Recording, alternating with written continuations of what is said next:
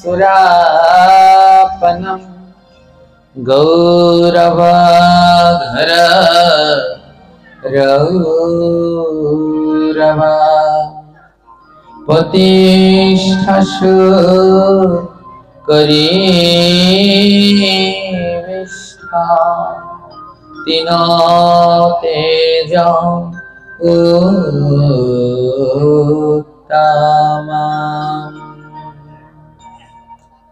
এই শ্লোকে ভগবান আমাদের জন্য কি জ্ঞান প্রদান করলেন আমরা মন দিয়ে শ্রবণ করি। ভগবান বললেন অভিমানম সুরাপানম। বল অভিমান, হ্যাঁ অভিমান করলে কি হয় বলছে অভিমানম সুরাপানম। সুরা মানে বোঝেন? সুরা শব্দের অর্থ কি? মদ।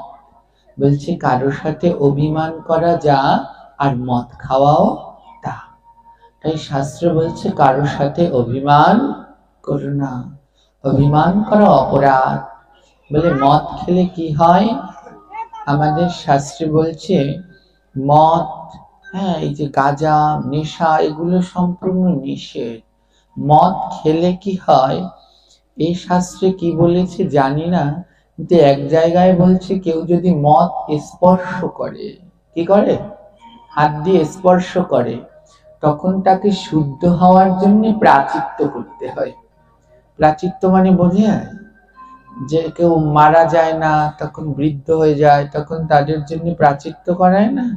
বলছে কেউ যদি হাত দিয়ে স্পর্শ করে তাহলে তাকে প্রাচিত্য করতে হয়। আর যদি কেউ খায় তাহলে চিন্তা করেন তার জন্য না জানি ভগবান কোন বিধান রেখেছে।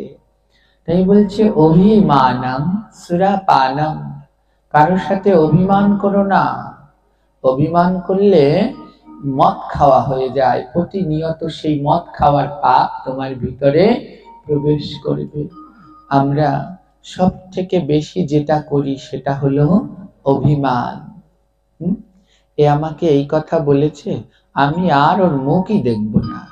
ও আমাকে এই কথা বলেছে, আমি আর ওর বাড়িতে প্রসাদ পেতেই যাব না। শাস্ত্র বলছে এটা অপরাধ। হ্যাঁ এটা অপরাধ। মহাপ্রভু কি শিখিয়েছেন আমাদের শিক্ষা? যেমন আসবার কালে আমাদের এক মাতাজিকে বলেছিলাম, হ্যাঁ যে মাতাজি বলছে বাবা আমাদের বাসায় যাবে। আমি বলছি তুমি যদি না বলো তাহলেও যাব, আমি অনেক বড় কুকুর। তো বলছে এইটা বলবেন না, এটা অপরাধ করলে। মহাপ্রভুর শিক্ষা, কি শিক্ষা জানো তো?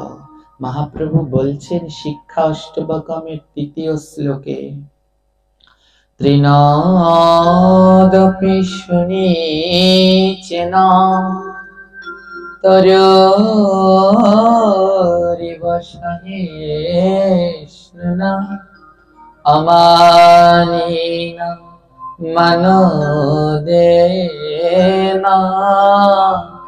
কীর্তনীয়া সদা। বলছে তৃণদপি শুনিছে না, ভক্ত হতে চাও, বৈষ্ণব হতে চাও, তাহলে তৃণ ঘাসের থেকেও নিচু হয়ে যাও। তরুরিব সহিষ্ণু না, তরু মানে বৃক্ষ, গাছ কত সহিষ্ণু, তার কত ধৈর্য দেখেছ? বছরের পর বছর একই জায়গায় দাঁড়িয়ে থাকে, তাও ধৈর্য হারা হয় না। আমরা মানুষরা বড় বেঈমান জাতি, যতক্ষণ গাছ প্রয়োজন ততক্ষণ তাকে রাখি। দরজার সামনে ফল দিচ্ছে ফুল দিচ্ছে, যতক্ষণ প্রয়োজন ততক্ষণ রাখি, যেই প্রয়োজন লাগে না টপ করে কেটে ফেলি। একবার বলিও না গাছ তোমায় কিন্তু কাটছি। ওই গাছ যদি 1 মিনিটের জন্য অক্সিজেন দেয়া বন্ধ করে দেয়, আমরা কেউ থাকবো? সব মরে শেষ হয়ে যাব। তো বলছে এই গাছকে কেটে ফেললে ও গাছ তখনও অভিশাপ দেয় না। যে তোমার বাড়ির দরজার সামনে বসে ফুল দিল, ফল দিল, অক্সিজেন দিল, তাকে যদি কেটে ফেলো, সেই কেটে ফেলার সময় সে তোমায় আশীর্বাদ করবে। ভগবানের কাছে বৃক্ষ বলে প্রভু এতদিন তো এদের দরজার পাশে ছিলাম, আজ আমার প্রয়োজন নাই, তাই আমার মালিক আমায় কেটে ফেলছে, কিন্তু হে গোবিন্দ, আমি এই গৃহ থেকে বিদায় নিচ্ছি, কিন্তু এই গৃহের প্রত্যেকটি সদস্যকে আপনি ভালো রাখবেন। এই হলো বৃক্ষের উদারতা। বলছে ভক্ত হতে চাও, বৈষ্ণব হতে চাও, তাহলে এই তরুর মতো সহিষ্ণু হও। আর কি বললেন? অমানিনা মানো দেন, যে তোমাকে মান দেয় না তাকেও মান দাও। যে তোমায় দিবানিশি মন্দ বলে, খারাপ বলে, হিংসা করে, তাতে কি? মহাপ্রভু বলছে তোমাকে যে মান না দেবে তাকেও মান দাও। যে তোমায় প্রণাম করে না তাকে গিয়ে আগে প্রণাম করো। হ্যাঁ, তাই অমানিনা মানো দেন। আরেকটা কীর্তনিয়া সদা হরি, সদা সর্বদা মুখে হরিনাম সংকীর্তন করো। এই শ্লোক মহাপ্রভুর নিজের হস্তে রচিত। এই শ্লোক রচনার পরে মহাপ্রভু আবার বলছেন কি জানেন? বৈষ্ণব হইবার মনে ছিল তৃণদপি শ্লোকেতে পড়ে গেলাম বাদ।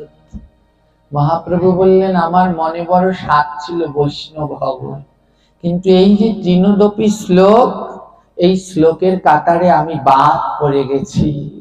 তাই ঠাকুর মহাশয় ভজনের ভিতরে লিখেছে, বৈষ্ণব দুয়ারে যদি হইতাম কুকুর,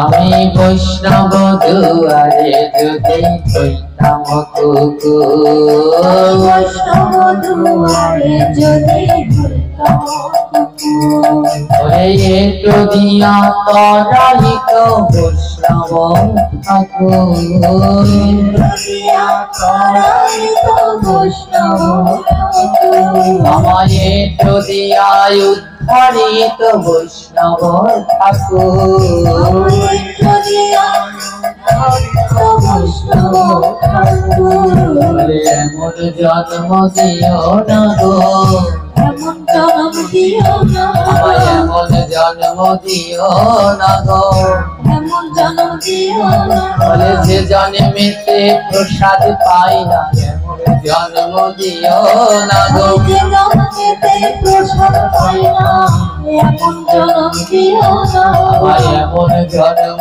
দিও না গো, এমন জন্ম দিও না, আমি যে জন্মেতে সাধু সঙ্গ জন্ম দিও না গো,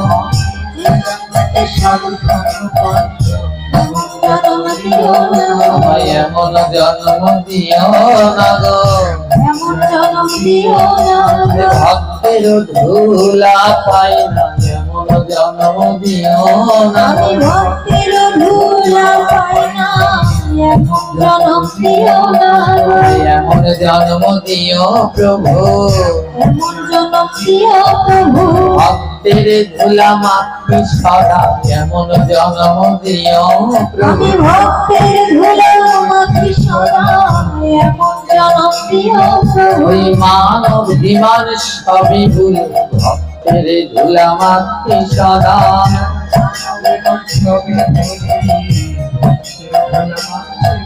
আমি মান অভিমান সকল ভুলে ভক্তের ধুলা মাখি সদা, সকল ভুলে ভক্তের ধুলা মাখি সদা, আমায় এমন জন্ম দিও প্রভু, এমন জন্ম দিও যেন বৈষ্ণবের কুকুর হই গো, এমন জন্ম দিও প্রভু, যেন বৈষ্ণবের কুকুর হই গো, এমন জন্ম দিও প্রভু। ঠাকুর মহাশয় তার পদের ভিতরে বলছে, প্রভু গো, আমার সেই জন্ম চাই না যেই জন্মে তোমার প্রসাদ পাবো না।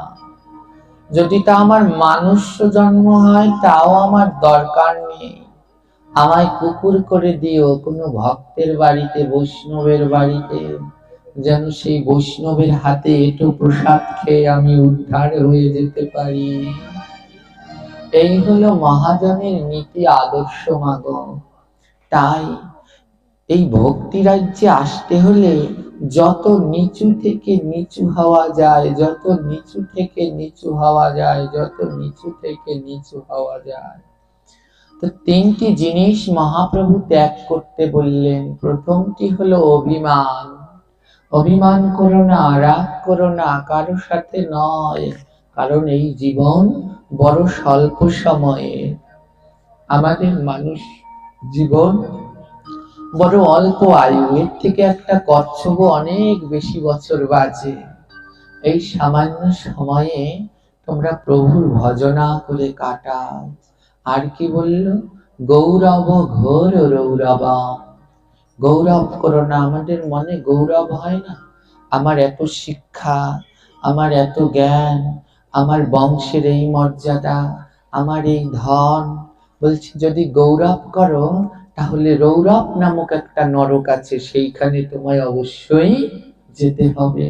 আর শেষে বললেন প্রতিষ্ঠা সুকরি বিষ্ঠা। প্রতিষ্ঠা, প্রতিষ্ঠা পাওয়ার জন্য আমরা চেষ্টা করি না? মন্দিরে কোনো কিছু দান করতে পারি না, দান করার আগেই প্রশংসা করতে করতে দান শেষ। হ্যাঁ, মন্দিরে 2 ভ্যান টিন দিয়েছে, আমরা তো অনেক জায়গায় পাঠ করতে যাই বাবা, তো মন্দিরে 2 ভ্যান টিন দিলে কমিটির লোকেরা বলে বাবা এর নামে একটু বলবেন। তা আমরা মাইকে বলি যে ইনি দান করেছেন এই 2 ভ্যান টিন, তো তাতে হয় না। আমাদের বলার পরে কমিটির লোকেরা আবার বলা শুরু করে, তাতেও শেষ হয় না। তারপরে যে টিন দিয়েছে সে বলা শুরু করে। এত বলে না টিনের প্রশংসা, টিনের প্রশংসা করতে করতে টিনের অর্ধেক ওই প্রশংসাই ধুয়ে ক্ষয় হয়ে যায়, বৃষ্টিতে আর ক্ষয় হওয়া লাগে না। এই যে প্রতিষ্ঠা, প্রতিষ্ঠা পাওয়ার জন্য নয়। আমাদের শাস্ত্র বলছে দান করবে, ডান হাত দিয়ে দান করবে, বাঁ হাত যেন জানতে না পারে, এটাকে বলা হয় দান। কিন্তু আমরা প্রতিষ্ঠা পাওয়ার জন্য শুধু দান করি। বিভিন্ন মন্দিরে গেলে জানেন, যেগুলো সহজিয়া, এইসব মন্দিরে গেলে খুব দুঃখ লাগে। কেন জানেন? ওই যে মন্দিরের ফ্লোরে দেখবেন টাইলস বাঁধিয়ে রেখেছে। হ্যাঁ, টাইলসের ভিতরে লেখা আছে হরিপদ দাস, হ্যাঁ, তারপরে গৌরাঙ্গ সাহা, গোবিন্দ পোদ্দার, এরকম লেখা আছে। বাবা মার নামে ওই কোনো টাইলস দিয়েছে বা কিছু দিয়েছে, সেই নাম পাওয়ার জন্যে ওই ফ্লোরে ওইগুলো লিখে বাঁধিয়ে রেখেছে। একবারও লক্ষ্য করলো না প্রতিষ্ঠা পাওয়ার জন্য সবাই দেখবে এটা আমি আমার বাবার নামে করেছি, এটা আমি আমার মার নামে করছি, ওটা দেখানোর জন্য টাইলস বাঁধিয়ে ফ্লোরে লাগিয়ে দিয়েছে। একবারও খেয়াল করলো না বাবার নাম গোবিন্দ সাহা, কিন্তু বাবার নাম গোবিন্দ সাহা হলে নামটা তো গোবিন্দ। গৌরাঙ্গ পোদ্দার, বাবা গৌরাঙ্গ পোদ্দার হলে নাম তো গৌরাঙ্গ। রাধারানী দাসী, তার মা রাধা হলেও নাম তো রাধা। ওই রাধা নাম, গৌরাঙ্গ নাম, গোপাল নাম সবাই মিলে আমরা মাটিতে পাড়াচ্ছি। লক্ষ্য করেছেন? সবাই মিলে ইচ্ছে মতো মন্দিরের ফ্লোরে সেই ভগবানের নামগুলোকে পাড়াচ্ছি। মহা মহা অপরাধ হয়ে যাচ্ছে। এর জন্য মহাপ্রভু বলছে তিন ও তেজই উত্তমম। এই 3 জিনিসকে ত্যাগ করো, অভিমান, গৌরব, প্রতিষ্ঠা। এই 3 জিনিস পাওয়ার যদি মনের ভিতরে লালসা হয় তাহলে আর কৃষ্ণ ভজন হবে না। হ্যাঁ, অতি তাড়াতাড়ি কৃষ্ণ ভজন বিদায় নিবে। আজ আপনাদের একটা নিদর্শন শুনাই। আপনারা তো সবাই ভাগবতে কালীয় নাগের কথা শুনেছেন, শুনেছেন না? কালীয় নাগ, যার মাথার উপরে উঠে ভগবান নৃত্য করেছিল, তাই না? যার মাথার উপরে ভগবান নৃত্য করেছিল। এই কালীয় নাগ সারাটা জীবন সেই যমুনার হ্রদের ভিতরে বসে বিষ দিত।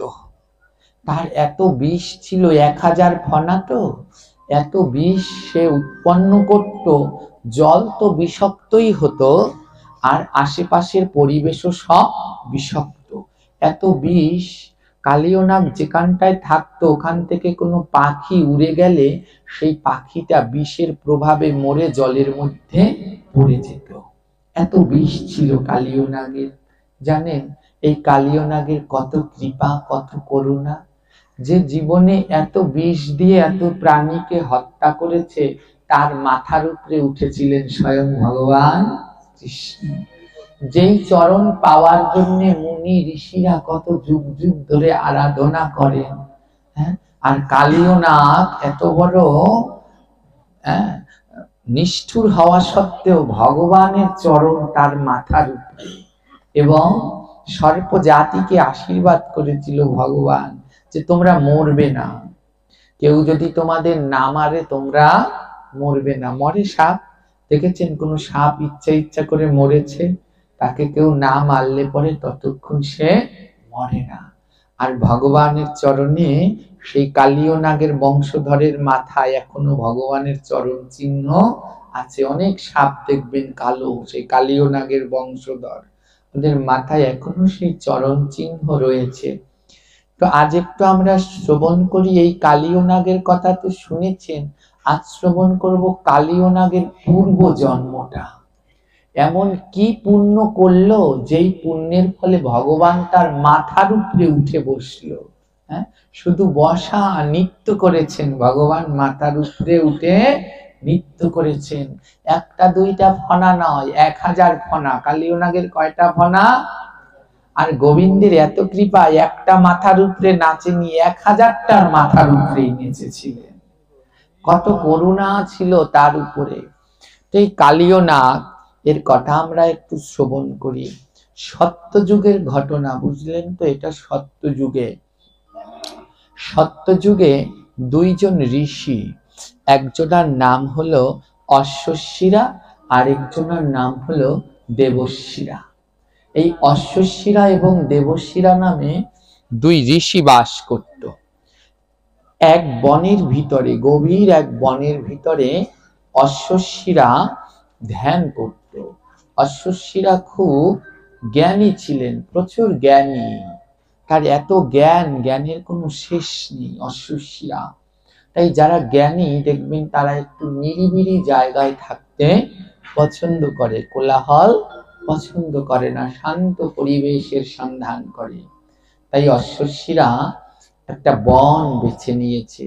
খুব সুন্দর সেই বনের পরিবেশ, সদা সর্বদা মৃদু মৃদু বাতাস বয়। পাখিরা সারাদিন কলকাকলিতে, পাখিদের কলকাকলিতে সেই বন সব সময় ভরে থাকে। সেই বনের ভিতরে বসে অশ্বশিরা ভগবান শ্রী বিষ্ণুর ধ্যান করেন, নাম জপ করেন, যেখানে শুধু ভগবান আর ভক্ত। তাই ভগবানের ধ্যান, নাম, জানেন? তাই আমাদের শাস্ত্র কি বলছে? ভগবানের ধ্যান, নামের জপের উত্তম স্থান কোন জায়গায়? বলছে জপের স্থান তিনে স্থানে, মনে কোণে আর বনে। বলে যদি জপ করতে চাও, গুরুদেবের দেয়া মন্ত্র, নাম, এগুলো জপ করতে চাও, এই জপ ভজনের স্থান হলো 3টা। কয়টা? 3টা। প্রথমটা হলো গিয়ে কোণে। হ্যাঁ, কোন লোকালয়ের ভিতরে বসে ভজন হয় না, মানুষজনের ভিতরে। গুরুদেব যে মন্ত্র দিল সে সবার মধ্যে বসে জপ করলে পরে সেই স্বাদ অনুভব করা সম্ভব নয়। তাই এক কোণে চলে যাও, কোণে। 2 নম্বরে হলো মনে, সেই মন্ত্র মনে মনে জপ করো। আর সব থেকে উত্তম হলো বনে, একেবারে সব ত্যাগ করে চলে যাও, যেখানে আর তোমায় কেউ জ্বালাবে না। অশ্বশিরা তাই একটা সুন্দর বন বেছে নিয়েছে। সেই বনের ভিতরে বসে সদা সর্বদা নারায়ণের নাম জপ করে। নম নারায়ণ নারায়ণ নারায়ণ হরি,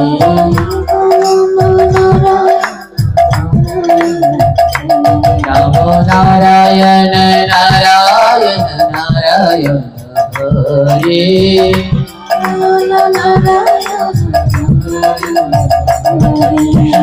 কৃষ্ণ মুকুন্দ মুরারি, শ্যাম কৃষ্ণ মুকুন্দ মুরারি, শ্যাম কৃষ্ণ মুকুন্দ মুরারি, কৃষ্ণ নমো নারায়ণ নারায়ণ নারায়ণ হরি নমো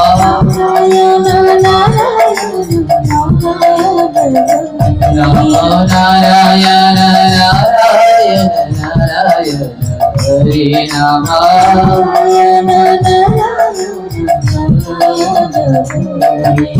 রঘুপতি রাঘব শ্যাম মুরারি রঘুপতি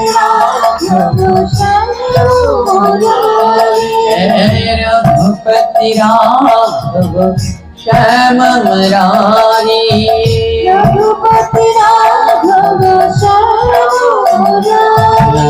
নারায়ণ নারায়ণ নারায়ণ হরি নমো নারায়ণ নারায়ণ নমো নারায়ণ নারায়ণ নারায়ণ হরি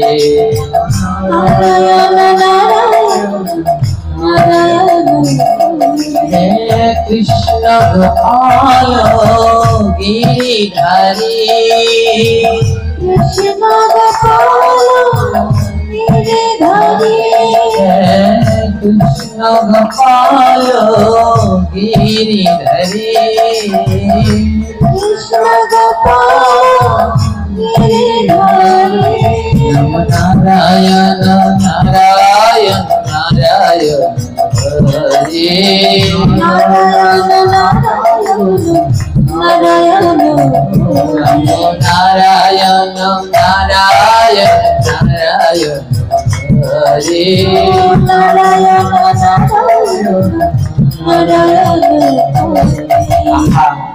অশ্বশিরা মুনি বনের ভিতরে বসে মনের আনন্দে ভগবান শ্রীহরির নাম জপ ধ্যান আরাধনা করছে, কিন্তু হলো এক বিপর্যয়।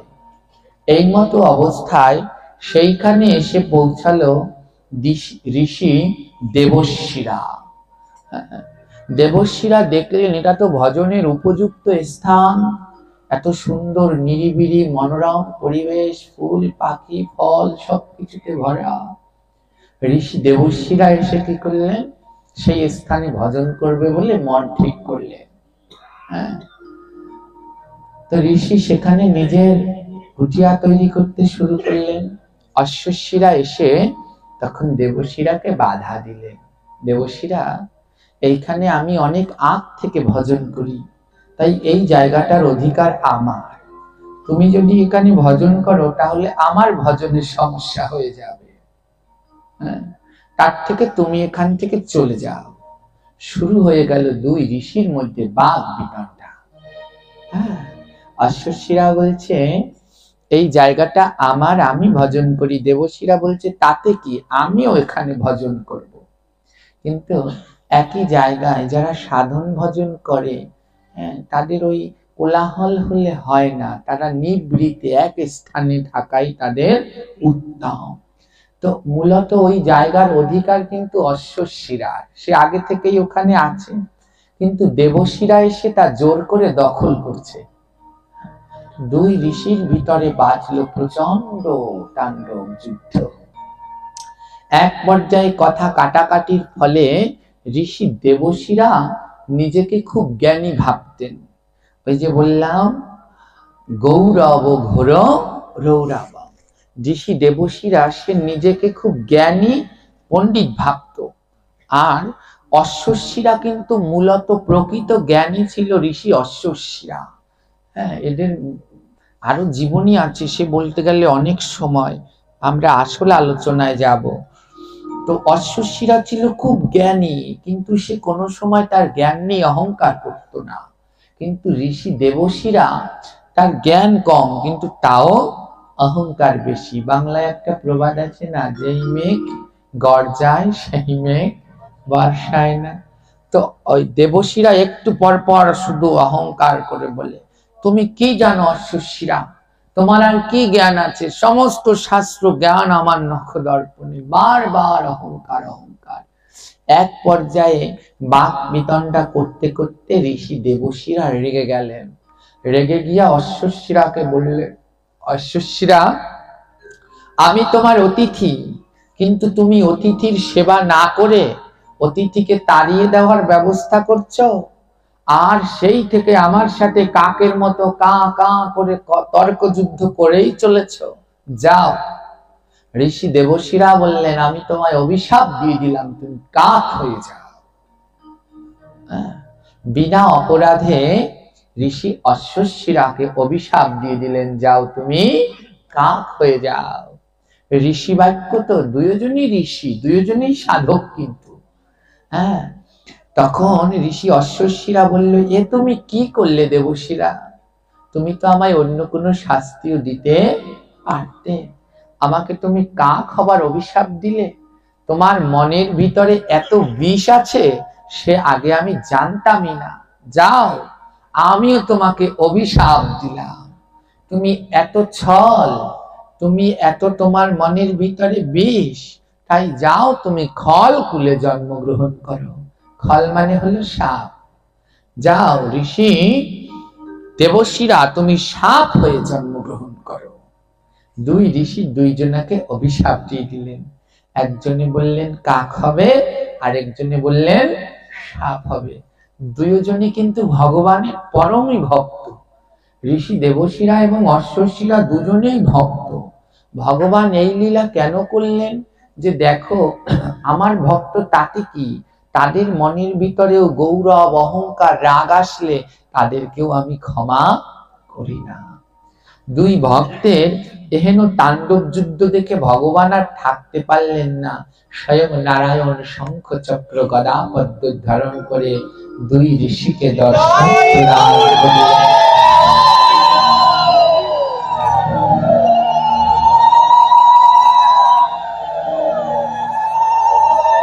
দুই ঋষিকেই দর্শন দিলেন ভগবান শ্রীহরি, অশ্বশিরাকে এবং দেবশিরাকে। তখন অশ্বশিরা বলল, আমি ঋষি বাক্য মাথা পেতে নিলাম। হে দেবশিরা ঋষি, তুমি আমাকে যেহেতু কাক হওয়ার অভিশাপ দিয়েছ, আমি তোমার অভিশাপ মাথা পেতে নিলাম, তাই যাও। গোবিন্দ বলল, বেশ অশ্বশিরা, তুমি অত্যন্ত জ্ঞানী এবং তোমার কোনো অপরাধ ছিল না, কিন্তু বিনা অপরাধে তোমায় ঋষি দেবশিরা কাক হওয়ার অভিশাপ দিল। কিন্তু আমি আশীর্বাদ করলাম, তুমি কাক হলেও কোনোদিন কারো কাছ থেকে সম্মান থেকে তোমায় বঞ্চিত করবে না। তুমি কাক ভূষণ্ডী নামে জগতে পরিচিত হবে। ঋষি অশ্বশিরা তখন কাক ভূষণ্ডী হলেন এবং এখনো রয়েছে সেই অন্নপূর্ণা রেঞ্জ। সেই অন্নপূর্ণা রেঞ্জে ভারতে সেইখানে বাস করতেন এই ঋষি অশ্বশিরা কাক ভূষণ্ডী হয়ে। এবং এই ঋষি অশ্বশিরা কাক ভূষণ্ডী হয়ে গরুরকে রাম কথা শুনিয়েছিলেন। আপনারা যদি কেউ তুলসীদাসের রামায়ণ পড়েন, দেখবেন সেখানে গরুরকে রাম কথা শুনিয়েছিলেন এই কাক ভূষণ্ডী কাক। অশ্বশিরা থেকে এই কাকের বংশধরদের উৎপন্ন। ভগবান আশীর্বাদ করলেন, যাও তোমরা কাক হয়েছে, তাতে কি, এই জগতে যত শুভ কাজ করবে সবার আগে কাককে নিমন্ত্রণ দেওয়া হবে। জানেন আপনারা এটা? এই যেমন কালকে কি রয়েছে, আসছে কালকে আপনাদের এখানে হয় নবান্ন, হয় হয় কালকে সেই ধান ঘরে নিয়ে নতুন ধানের নবান্ন করে, আর নবান্নটা সবার আগে কাকে দিতে হয়? কাককে দিতে হয়। জানেন সেটা দেন আপনারা? আমাদের বরিশালের ভাষায় কাককে নবান্ন দেওয়ার সময় একটা ছড়া কাটে, আয় আয় কো কো মগবাড়ি নবান্ন। কাককে ডাকে যে কাক আয়, আজকে আমাদের বাড়িতে নবান্ন। তো এই কাক যখন কেউ বাবা মা মারা যায়, তখন তার এক ভাগ কাকে দেয়া হয়? কাককে দেয়া হয়। আপনারা খেয়াল করে দেখবেন, যখন কোনো শুদ্ধ ভক্ত অন্ন প্রসাদ গ্রহণ করে, তারা কিন্তু আগেই খায় না। দেখবেন থালের পাশে ছোট ছোট করে কিছু কিছু রেখে দেয়, দেখেছেন? 7 ভাগ করে রেখে দেয়। ওর প্রথম ভাগ রাখা হয় কাকের জন্য। ভগবান আশীর্বাদ করলেন, যাও তুমি কাক হলে কি, জগতের শুভ কাজ হলে সবার আগে নিমন্ত্রণ দেয়া হবে কাককে। তাই আজও যত যা শুভ কাজ হোক কাককে আগে নিমন্ত্রণ দিতে হয়। হ্যাঁ, এই কাক হলো মহা জ্ঞানী। সেই ঋষি অশ্বশিরা তাই মহাজ্ঞানী। ওই যে কাকের গল্প পড়েননি ছোটবেলায়, একটা কলসের তলায় একটুখানি জল, পাথর এনে দিতে দিতে জল উপরে তুললো। প্রচুর জ্ঞানী প্রাণী হলো এই পাখিদের মধ্যে, খুব জ্ঞানী এবং পণ্ডিত হলো কাক। হ্যাঁ, তো এইভাবে ঋষি অশ্বশিরা কাক হয়ে রাম কথা শুনিয়েছিলেন গরুর পাখিকে। তিনি কাক হয়ে উড়ে গেলেন। এইদিকে ঋষি দেবশ্রীরা তিনি এখনো নিজেকে জ্ঞানী বলেই দাবি করেন। ঋষি দেবশ্রীরা বলছে, না নারায়ণ, এই অশ্বশিরা আমায় বিনা অপরাধে অভিশাপ দিয়েছে, আমি মহাজ্ঞানী। ভগবান বলছে, বেশ, তুমি জ্ঞানী কি জ্ঞানী না তা তুমি নিজেই প্রমাণ করবে। কিভাবে? বলছে, তুমি তো অশ্বশিরার অভিশাপে সাপ হয়ে জন্মগ্রহণ করবে। এই সাপ হওয়ার আগে আমি তোমায় আশীর্বাদ করলাম তুমি আরেকবার জন্ম পাবে। সেই জন্মে তুমি প্রমাণ করে দেখাও তুমি জ্ঞানী না অজ্ঞানী। ঋষি দেবশিরা বললেন, আমি রাজি, আমি আবার দ্বিতীয় জন্ম চাই, আমি প্রমাণ করে দেখাবো আমি ঋষি দেবশিরা, আমি পরম জ্ঞানী। বলল, বেশ। তাই অশ্বশিরা কাক হয়ে উড়ে গেল। অশ্বশিরা কাক হয়ে উড়ে যে গেল, অশ্বশিরা কাক হয়ে উড়ে যে গেল। দেবশিরা দ্বিতীয় মানব জন্ম পেল।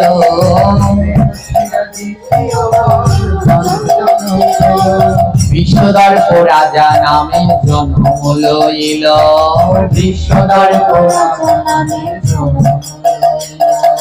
রাজা হইলে তাতে তার কি বায় আসে যায়।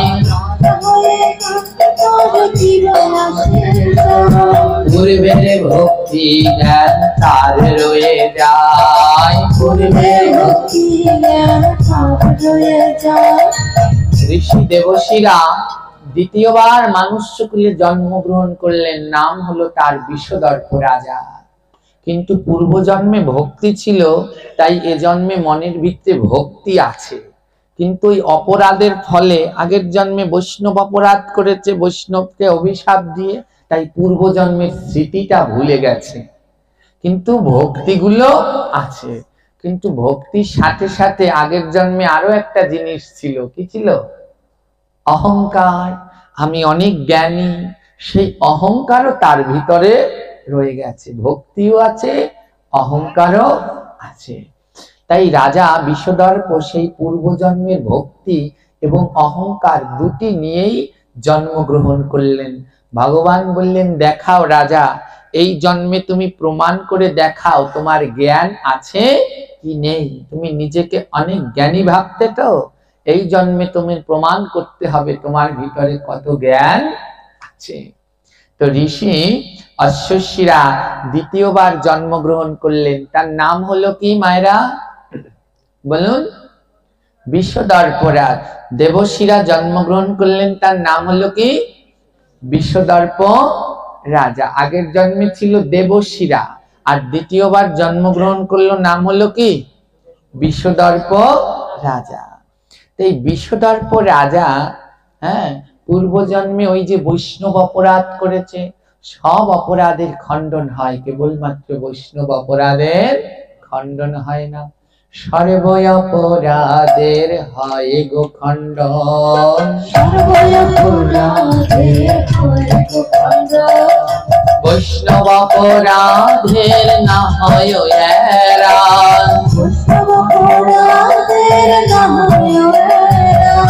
পূর্ব জন্মে দেখো রাজা অপরাধ করেছিল।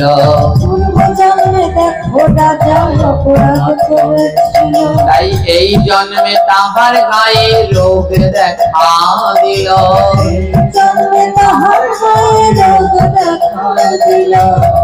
রাজা বিশ্বদর্প পূর্ব জন্মে ঋষি অশ্বশিরার সাথে বৈষ্ণব অপরাধ করেছে, তাই এই জন্মে রাজা হয়েছে। কিন্তু তার এমন এক ব্যাধি হয়েছে, সেই ব্যাধি কিছুতেই সারছে না। বিভিন্ন কবিরাজের কাছে যায়, কিন্তু কি ব্যাধি কেউ ধরতে পারছে না। আপনারা জানেন সেই ব্যাধির নাম কি? হ্যাঁ, বিভিন্ন ডাক্তারের কাছে যাচ্ছে কিন্তু রোগ ধরা পড়ছে না। ডাক্তার কি চিকিৎসা দিবে? এই ব্যাধির নাম কি জানেন?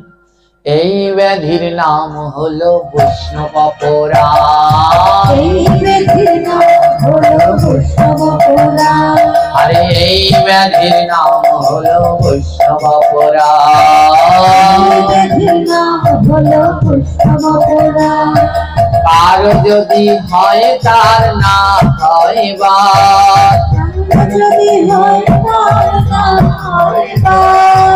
ঋষি অশ্বশীরা দেবশীরা যিনি এই জন্মে বিশ্বদর্প রাজা, পূর্ব জন্মের বৈষ্ণব অপরাধের ফলে তার এমন এক ব্যাধি হয়েছে, শরীরের ভিতরে যন্ত্রণা, রাজার তো আর কোনো অভাব নেই, কত চিকিৎসা করিয়েছে কিন্তু কিছুতেই ভালো হচ্ছে না, কোনো কবিরাজ রোগও ধরতে পারছে না।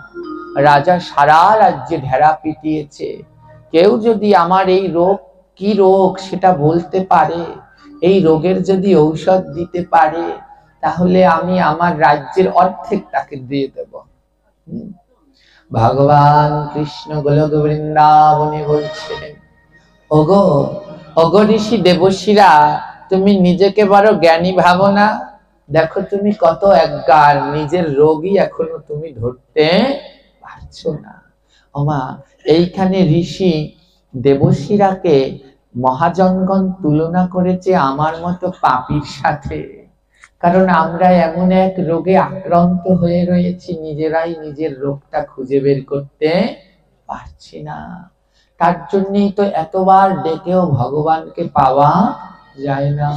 শাস্ত্রে বলছে, সহস্রবার কৃষ্ণ নামে যার নয়নে নাহি ঝরে জল, জানিয়া রাখিও তার কৃষ্ণ নাম বিফল।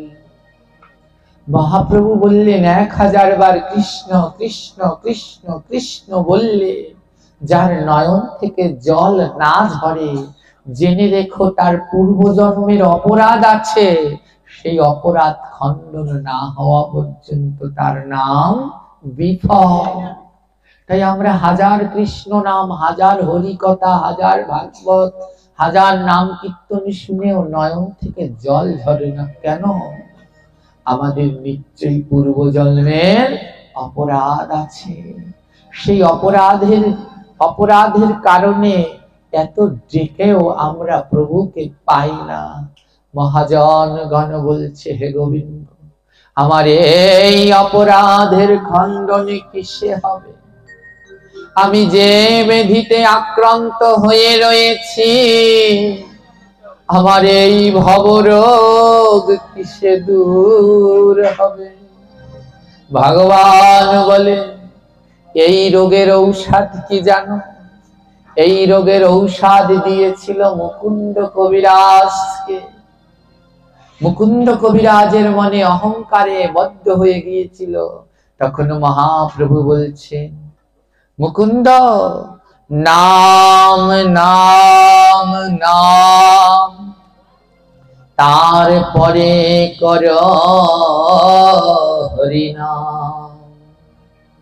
মুকুন্দ কবিরাজকে জানেন তো? এই যে বৃন্দা দেবী, ইনি কলিযুগে জন্মগ্রহণ করেছেন, এনার নাম হলো মুকুন্দ কবিরাজ। এই যে পাঠের আগে একটা কীর্তন আছে না, পাঠের আগের কীর্তন পঞ্চতত্ত্ব, ওর ভিতরে দেখবেন লাইন আছে, খণ্ডবাসী নর হরি মুরারি মুকুন্দ,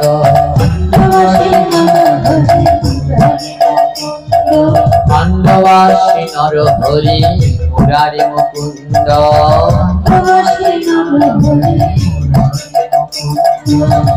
ইন্ডিয়ায় একটি জায়গা আছে, নাম হলো শ্রীখণ্ড। সেইখানে 3 জন বৈষ্ণব বাস করতেন, নরহরি, মুরারি আর মুকুন্দ। তাই বলছে খণ্ডবাসী নরহরি মুরারি মুকুন্দের দিকে যাচ্ছি না। এই মুকুন্দ কবিরাজ হলো স্বয়ং বৃন্দা দেবী। ইনি কলিযুগে জন্মগ্রহণ করেছেন এই মুকুন্দ কবিরাজ হয়ে। মুকুন্দ কবিরাজ নাম করে কিন্তু নয়ন থেকে জল ঝরে না। মহাপ্রভুর কাছে গেল, প্রভু আমি নাম করি কিন্তু নয়নে তো আমার জল নেই। তখন মহাপ্রভু বলছিলেন, নাম নাম নাম, তারপরে করো হরি নাম। বুঝতে পেরেছেন? মহাপ্রভু 3 বার বলেছেন নাম নাম নাম, তারপরে করো হরি নাম। 3 বার বলেছে। মুকুন্দ কবিরাজ কিচ্ছু বুঝতে পারলেন না। নিত্যানন্দ প্রভু ব্যাখ্যা করলেন, মুকুন্দ বুঝতে পারোনি? মুকুন্দ বলছে, না ও দাদা নিতাই, আমি তো বুঝতে পারলাম না। প্রভু যে বলল নাম নাম নাম, তারপরে হরি নাম, এ কি অর্থ? নিতাই দাদা বলছে, বলে অহংকার থেকে নাম, অহংকার থেকে নাম, অহংকার থেকে নাম, এই হলো প্রথম নাম। অহংকার থেকে নাম,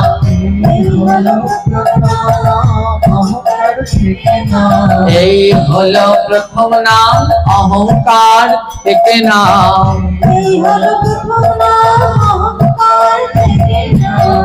মহাপ্রভু 3 বার বলেছেন নাম নাম নাম। প্রথম নাম হলো গিয়ে অহংকার থেকে নাম। অহংকার করলে আমাকে পাওয়া যায় না। অহংকার করলে 1000 নাম করলেও নয়নে জল আসে না। মুকুন্দ কবিরাজ বললেন, প্রথম নামের অর্থ বুঝলাম, দ্বিতীয় নাম কি প্রভু? নিতাই বলছে, দ্বিতীয় নাম কি জানিস? কর রে সবে প্রণাম প্রণাম,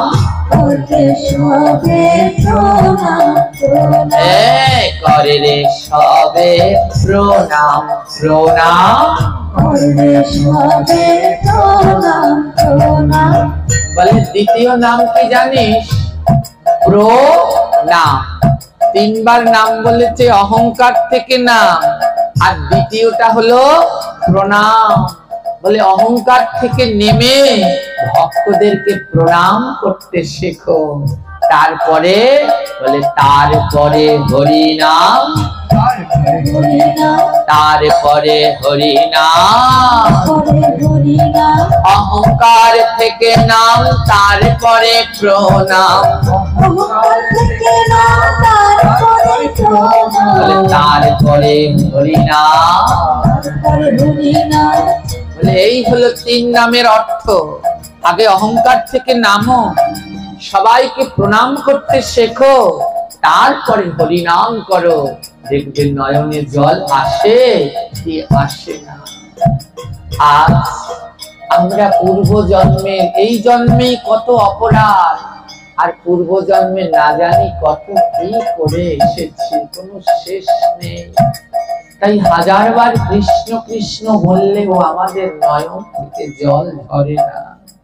তাই মহাজন জিজ্ঞেস করেছে বৈষ্ণবের কাছে, ওগো বৈষ্ণব একবার বলো না, কি করলে কৃষ্ণ কৃষ্ণ বলে 2 নয়নে জল ধরে? বৈষ্ণব বলে, জানো তার উপায় শুধু একটাই। বলে সেই উপায়ের নাম কি? বলে শুদ্ধ সাধুর সঙ্গ। বলে সাধু সঙ্গ করো, শুদ্ধ ভক্তের সঙ্গ করো। কেন জানো? সাধু সঙ্গ, সাধু সঙ্গ সর্বশাস্ত্রে কয়, লবমাত্র সাধু সঙ্গে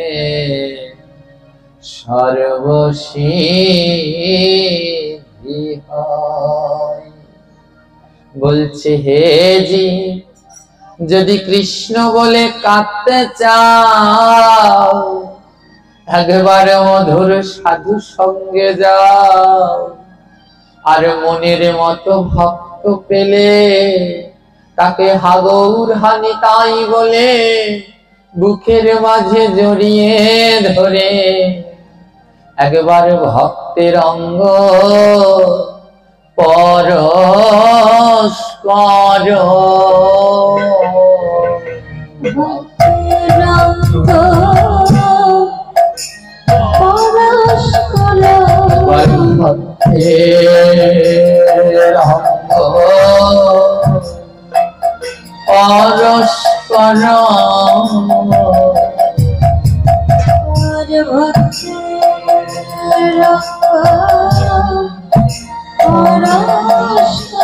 বলে যত পারো তত ধরো ভক্তের অঙ্গ পরশ করো। যত পারো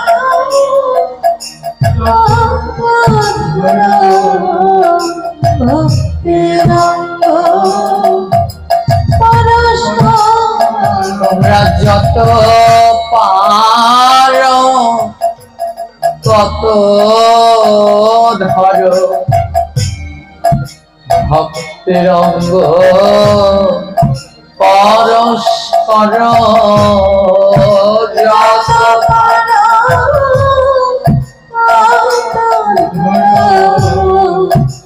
ভক্তের অঙ্গ পরশ কর।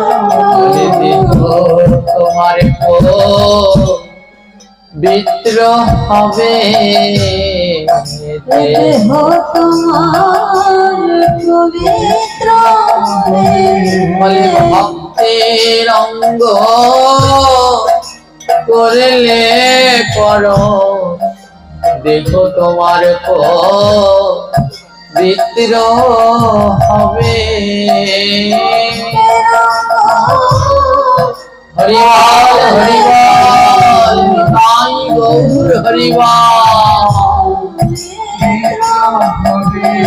তাই যত পারো তত ধরো। যত পারো তত তোমরা ভক্তের অঙ্গ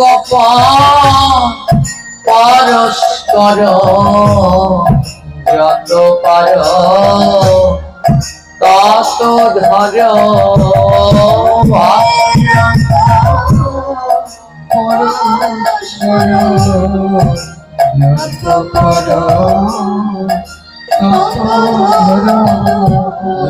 যত পারো যত পারো যেইখানে ভক্ত পাও তাকে গিয়ে ধরো তার অঙ্গ পরশ করো।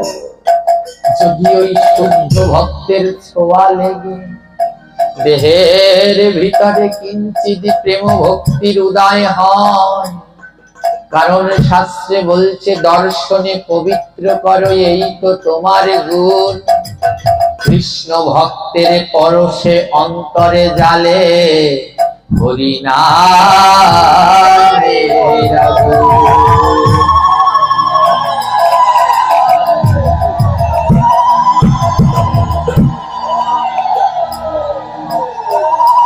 তাই বিশ্বদর্প রাজার এমন এক রোগ হয়েছে, রাজা ধরতে পারছে না তার কি রোগ হয়েছে।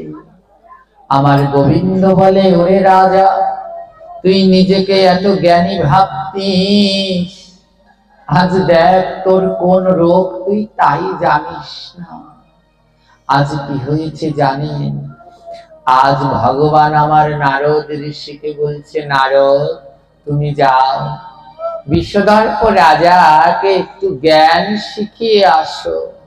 তাই আজ নারদ চললেন বিনা হাতে নিয়ে। এবারে বিনা হাতে নারদ ঋষি চলিতে লাগিল। বিশ্বদর্প রাজার কাছে উপস্থিত হলো। রাজা তখন নত স্বরে প্রণাম করিল।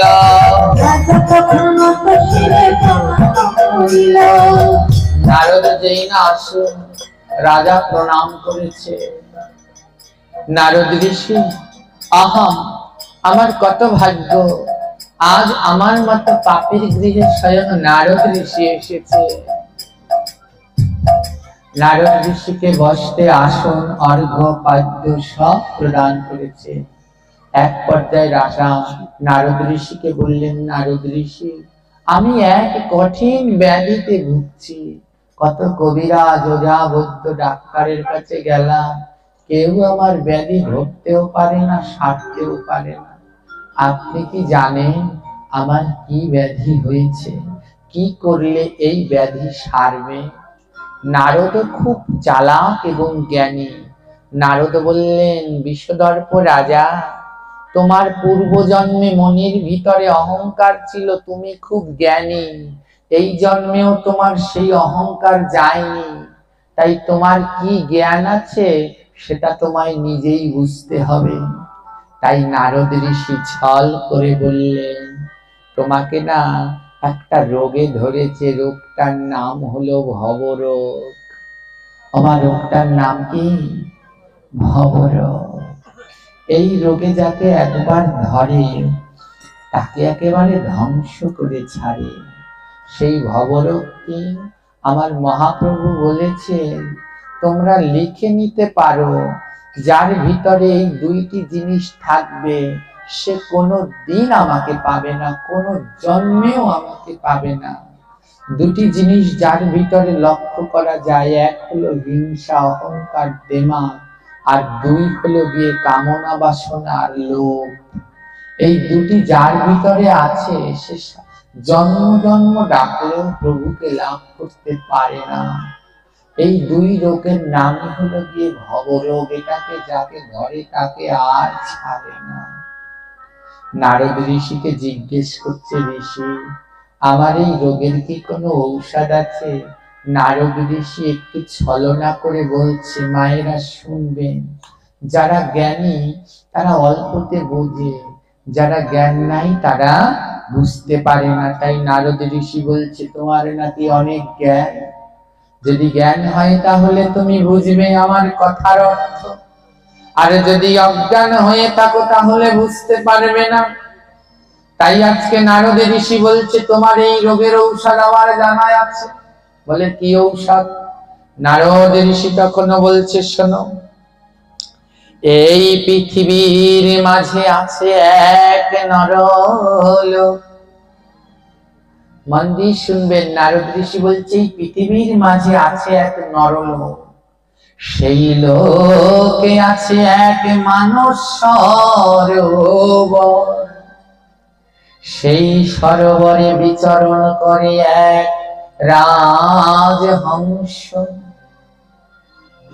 ও রাজন, যদি সেই হংস ধরে আনতে পারো, তার রক্ত আর মাংস যদি খেতে পারো, তাহলেই তোমার এই রোগ থেকে মুক্তি মিলবে। বলছে, এই পৃথিবীর মাঝে আছে এক নরলোক, তার মধ্যে আছে এক মানস সরোবর, আর সেই সরোবরে আছে এক রাজহংস। তাকে যদি এনে তার রক্ত মাংস খেতে পারো, তাহলেই তোমার মনের অহংকার, তাহলেই তোমার এই ভবরোগ দূর হবে। দেখুন, অর্থটা কি জানেন? এর অর্থটা আমি পরে বলছি, এখন বলবো না, শেষে বলবো এর অর্থটা। নারদ এটা ছলনা করে বলছে। কোন ভক্ত, কোন বৈষ্ণব কোনদিন বলতে পারে না কোন জীবকে হত্যা করে খাও। হ্যাঁ, এটা নারদ ছলনা, চাতুরতার সাথে বলছে, কিন্তু রাজা এর অর্থ বুঝতে পারলেন না। হ্যাঁ, রাজা এর অর্থ বুঝতে পারলেন না। হ্যাঁ, নারদ বলছে, পৃথিবীর মাঝে একটা নরলোক, নরলোকে মানস সরোবর, সেই সরোবরে রাজহংস। রাজা সব সেনা পার্ষদদেরকে ডাক দিল, তাড়াতাড়ি আসো তো সবাই, এসে খোঁজ করো আমাদের চারদিকে কোন জায়গায় সরোবরের ভিতরে হাঁস আছে, রাজহাঁস আছে কোন জায়গায়, খোঁজ করো তো সবাই মিলে। নারদ বলে, রাজা তুমি নিজেকে এত জ্ঞানী ভাবো, দেখো তুমি কত বড় মূর্খ, আমার কথার অর্থ বুঝতে পারলে না, নরলোক চিনতে পারলে না। নরলোক মানে এই যে আমাদের দেহটা, এটাই হলো নরলোক। মানস সরোবর মানে মন, আর মনের মধ্যে হংস মানে হিংসা। একটা ছবি আছে দেখবেন, রামকৃষ্ণ মিশনের লঘুতে দেয়া থাকে, শ্রীগুরু সংঘের লঘুতে দেয়া থাকে, দেখবেন ওখানে একটা সাপ 3 প্যাচ পেঁচিয়ে রয়েছে, তার উপরে একটা হাঁস, হাঁসটা এমন নয় এমন করে আছে, দেখেছেন? এর অর্থ কি মানে বোঝে? ওই 3 প্যাচের সাপটা হলো আমাদের দেহের কুলকুণ্ডলিনী চক্র। 3টা প্যাচ দিয়ে রয়েছে, 3টা নারী, ইরা, পিঙ্গলা, সুষমনা। বলে এই 3 নারীকে শক্ত করে, এগুলো তত্ত্ব ঘরের কথা, হ্যাঁ, এই 3 নারীকে শক্ত করে বাঁধতে হবে। কেমন ভাবে? আমাদের সাধন ভজন দেহের নিচের দিকে হয় না উপরের দিকে হয়? নাভির নিচে কোনোদিন কোনো সাধন ভজন হয় না। হয় কি? যারা গুরু ধরে এগুলো শিখেছেন তারা জানেন, নাভির নিচে কোনোদিন সাধন ভজন হয় না। তাই আমাদের শাস্ত্রে তিলক আমরা নাভির নিচে পড়ি না, নাভির উপরে। নিচে পড়া যায়, তাহলে আর ওই তিলকে কোনো কাজ হবে না। বস্ত্র, এই যে আমরা বস্ত্র পরি না, ভুল বস্ত্র, নাভির নিচে বস্ত্র পরলে তা অশুদ্ধ। বস্ত্র পড়তে হয় কোথায়? নাভির উপরে। আমাদের ভজনটা হলো নাভির উপরে। এই যে আমরা মালা জপ করি, জানেন তো? অপরাধ, অনেক অপরাধ। মহাজনরা মালা জপ করতো কোথায় রেখে? হ্যাঁ, হরিদাস ঠাকুর দেখেছেন এইখানটায় রেখে জপ করতো মহাপ্রভু, এইখানটায়। তাই আজও মালার থলি কিন্তু এইখান পর্যন্তই আছে। কিন্তু আমরা যখন জপ করি মালার থলি হাঁটুর নিচে নিয়ে জপ করি, অপরাধ হয়ে যায়। হ্যাঁ, তার জন্য ভজন করবার সময় মনটা একান্ত ভাবে দিয়ে ইষ্ট নামটা, অন্য নাম হেঁটে চলো, যা করে করো, কিন্তু নির্দিষ্ট সংখ্যা নাম এক জায়গায় বসে এই বুকের মাঝে রেখেই জপ করতে হয়। একে বলে রাধা প্রেম। ব্রহ্ম থেকে নিম্নধায় তাকে বলে ধারা। তাই নিম্ন দিকে বাঁধ দিয়ে সাধন করতে হয়, শাস্ত্র জ্ঞানে বলে গেছেন মহাজনরা। ব্রহ্ম মানে মাথা, এই থেকে নিচের দিকে যা নেমে যায় একে বলে ধারা। বলে নিচের দিকে যদি নামতে থাকে, নিচের দিক থেকেই তো সব বেরিয়ে যাবে, তাহলে আর কোনোদিন রাধা রানীকে পাবে না। তাই কি করতে হয়? নাভির নিচে বাঁধ দিতে হয়। এর জন্যই মা যশোদা বেঁধেছিল গোপালকে ওই পেটে। কোন জায়গায় বেঁধেছিল? পেটে। বাঁধো, এখানটায় বেঁধে দাও। ওই যে নিচ দিকের নিচ, উপরে থেকে নিচে নামছে, এটার নাম হলো ধারা। কি নাম? ধারা। এবার ধারাকে, সেই নিচের দিকের ধারাকে ভজন করে যদি ঊর্ধ্বের দিকে তুলতে পারো, তাহলেই সেই ধারা উল্টে হয়ে যাবে রাধা।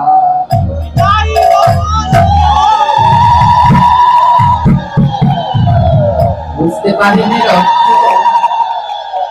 ব্রহ্ম থেকে নিচে নামে তারে কয় ধারা, আর সেই ধারা ঊর্ধ্বে উঠালে তারে কয় রাধা। ধয়াকারে ধা, রয়াকারে রা, উল্টে দিলে রয়াকারে রা, ধয়াকারে ধা। এই ঠিক থেকে নিচে নামতে দিও না। ওই মাথার ভিতরে আর কি ভাঙ্গিয়ে বলবো, কামনা বাসনার চিন্তা এদিকে নামিও না, ও উল্টে উপরের দিকে উঠিয়ে দাও, তাহলেই হবে তোমার রাধা ভজন। তাই সব কথা সব জনাই বুঝতে নাহি পারে,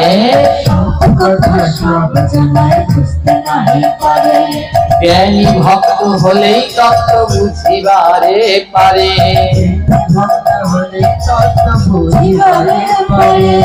বলে সব কথা বুঝতে পারে না, তাই জ্ঞানী ভক্ত হলে এই তত্ত্ব কথা বুঝতে পারে। তাই রসিয়া হইয়া করো রসের সন্ধান, রসিয়া হইয়া করো রসের সন্ধান, রসিক নাগর পেলে করো অন্বেষণ, রসিক নাগর পেলে করো অন্বেষণ, তাই রসিক জনার কাছে ভাগবত শুনো, রসিক জনার কাছে ভাগবত শুনো, এই কথা বলি আছে ভাগবত পুরাণ, এই কথা বলি আছে ভাগবত পুরাণ। হ্যাঁ, ভাগবতের প্রথম স্কন্ধের প্রথম অধ্যায়ের 3 নং শ্লোকে বলেছে নিম্নগানম নিগম কল্পতরুর গলিতম ফলা সুখ মুখাদ মৃত দ্রবসাঞ্জিতম পিবত ভাগবতম রসমলম মুহুরাহ রসিকা ভাব ভাবিকা।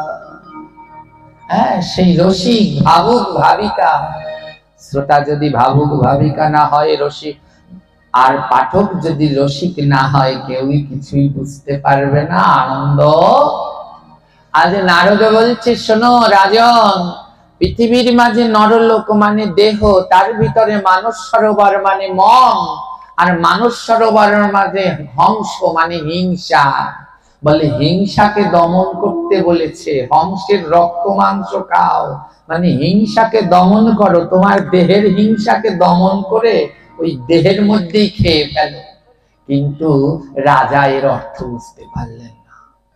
রাজা কি করলেন, সব সেনামন্ত্রীদেরকে ডাক দিলেন, তাড়াতাড়ি আসো সেনামন্ত্রীরা, তাড়াতাড়ি এসে কি করবে, তাড়াতাড়ি এসে খোঁজ করো কোন জায়গাতে এই সরোবর আছে, সেই জায়গাটা খোঁজ করো, খুঁজে গিয়ে সেখান থেকে এই রাজহাঁস কোথায় আছে, কোন সরোবরে আছে, সেইখান দিয়ে সেই হাঁস নিয়ে আসো। এই হাঁসের রক্ত মাংস খেলেই আমার রোগ যাবে। আমার ওই হাঁসের রক্ত মাংস খেলে যাবে? জোরে বলুন, যাবে? খেতে বলেছে কি আর খাচ্ছে কি, এর জন্য সব কথা সবাই বোঝে না। হ্যাঁ, তো ভগবান দেখালেন, তুমি তো নিজেকে এত জ্ঞানী বলো, কিন্তু দেখো তোমার মধ্যে কোনো জ্ঞানী নেই। তখন রাজা মন্ত্রীদেরকে দিয়ে খোঁজ করাচ্ছে কোথায় সেই সরোবর আছে। ওই রাজ্যে ভগবান একটা মায়া সরোবর সৃষ্টি করলেন, মায়া সরোবর। আর স্বয়ং দেবাদিদেব মহাদেব, তিনি হলো বৈষ্ণবদের ভিতরে শ্রেষ্ঠ না। নিম্নগানম যথা গঙ্গা দেবানাম চ্যুতা যথা বৈষ্ণবানাম যথা শম্ভু পুরাণানাম মৃদাম তথা। বৈষ্ণব আনম যথা শম্ভু, বৈষ্ণবদের ভিতরে শ্রেষ্ঠ হলো দেবাদিদেব মহাদেব। আজ সেই মহাদেবকে গোবিন্দ বলছে, হে বৈষ্ণব, হে জ্ঞানী, যেই জনা কৃষ্ণ ভজে সে বড় চাতুর। যাও হে মহাদেব, তুমি একটু চাতুরতা দেখাও আর রাজাকে শিক্ষা দাও।